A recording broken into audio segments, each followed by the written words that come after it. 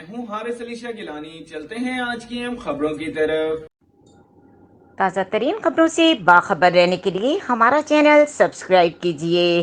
لیے چلیں گے شیخو پورہ، جہاں سے رپورٹ کر رہے ہیں ہمارے نمائندے طاہر خان۔ شیخو پورہ میں معروف این جی او شراکت پارٹنرشپ فار ڈیولپمنٹ کے زیر اہتمام executive director madam Bilqis Tahir کی قیادت میں آگاہی سیشن اور میڈیا بریفنگ کا انعقاد کیا گیا۔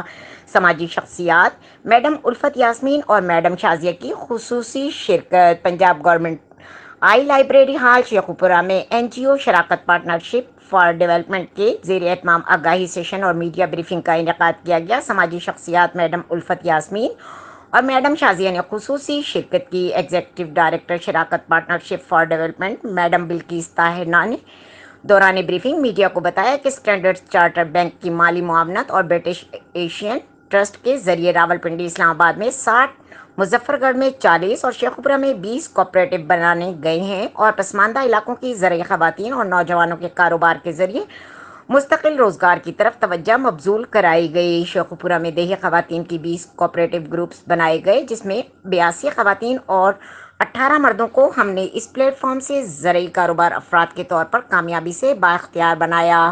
میڈم بلقیس طاہرہ نے بتایا کہ ہمارا پروگرام دیہی علاقوں میں خواتین اور نوجوانوں کے لیے روزگار اور خواتین کے تحفظ کو بہتر بنانے کے لیے کمپیوٹر کی بحالی اور تباہ کن نتائج کو روکنے میں کافی اہم ثابت ہوا ہے۔ اس موقع پر پروجیکٹ کی کامیاب کاروباری میں بھی موجود تھے۔ سماجی شخصیات میڈم الفت یاسمین اور میڈم شازیہ نے دوران گفتگو اس بات پر زور دیا کہ متعلقہ حکومتی اداروں اور وزارتوں کو چاہیے کہ وہ دیہی خواتین کی کاوشوں کو سراہیں اور اس کاروبار ماڈل کو مزید دیہاتوں تک پہنچائیں، جس کے نتیجے میں یقیناً پاکستان میں غذائی قلت اور غربت کے خاتمے میں مدد ملے گی۔